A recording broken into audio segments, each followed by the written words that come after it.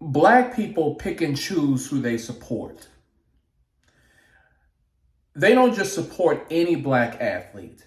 They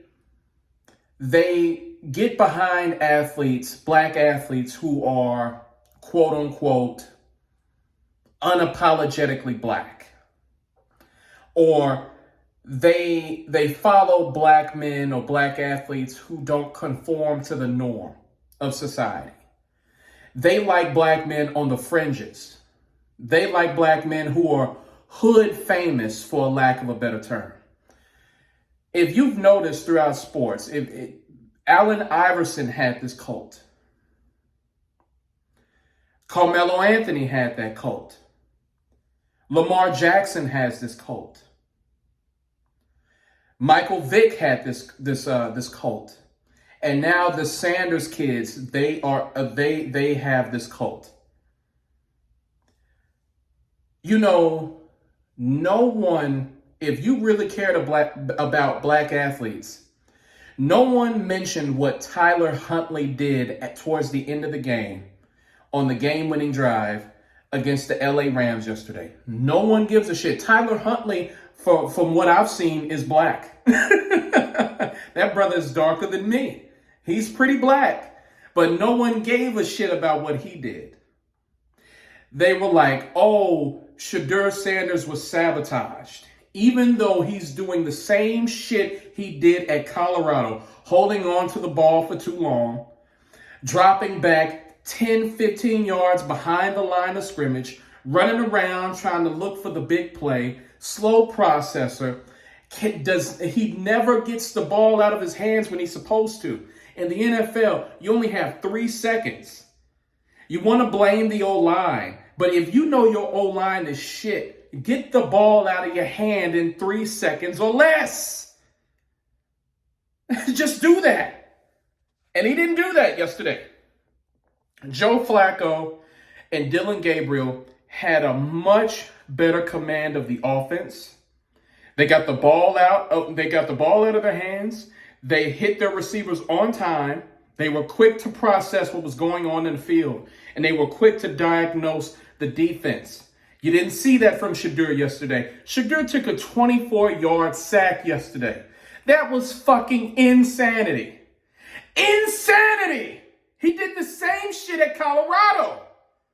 And then you got everybody in the comment section saying it's a sabotage. No, nigga, he did it himself. He did it himself. This is why he was drafted in the goddamn 5th round. And this is why 31 other teams passed on his ass. And then you have the nerve to say, oh, well, go ahead and cut him. What? The Cleveland Browns was his only chance of getting into the NFL. And now you think he got it like that, where they could cut him and somebody else will pick him up? Are you kidding me?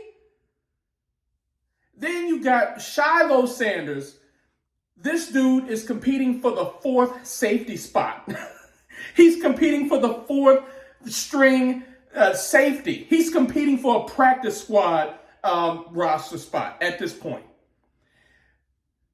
He doesn't play well. And then this idiot on top of that throws a punch. I understand the tight end was being a piece of shit for the Bills. I understand he was being a jackass, trying to provoke Shadur. The thing is, the Tampa Bay Buccaneers were going to cut Shiloh anyway. But if there was any chance of him making a team, he destroyed it by going after that dude. Let the asshole be an asshole. Get the fuck off of the field. Brother, you are competing for a practice squad spot. You need to be on your best behavior. And the thing is, we know what you did 10 years ago, Shiloh. We know that you hit someone and you hit a teacher back 10 years ago. We know this. We know that you owe close to $12 million. We know this. It's public record. You have never been able to keep your emotions in check, and you did it again yesterday against the Bills, and then you got cut. And you have all these black people defending these people who don't give a shit about you. They are out in the comment section claiming sabotage by the NFL. Both of these brothers sabotage themselves.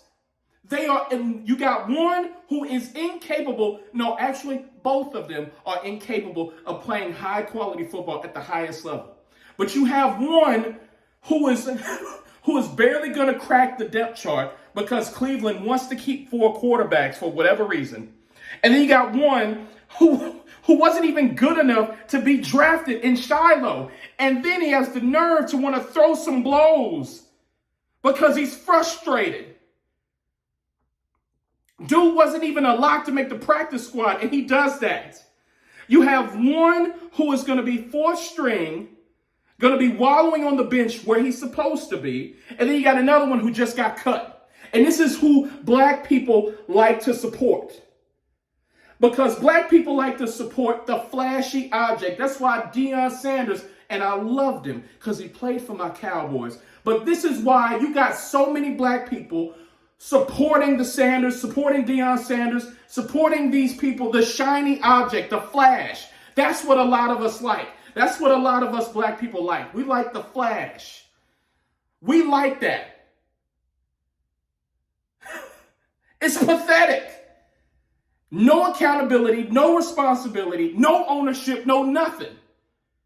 Making up all these excuses. When Shadur went out there and played well against the Carolina Panthers, everybody was like, oh yeah, he's the man, he's this, he's that.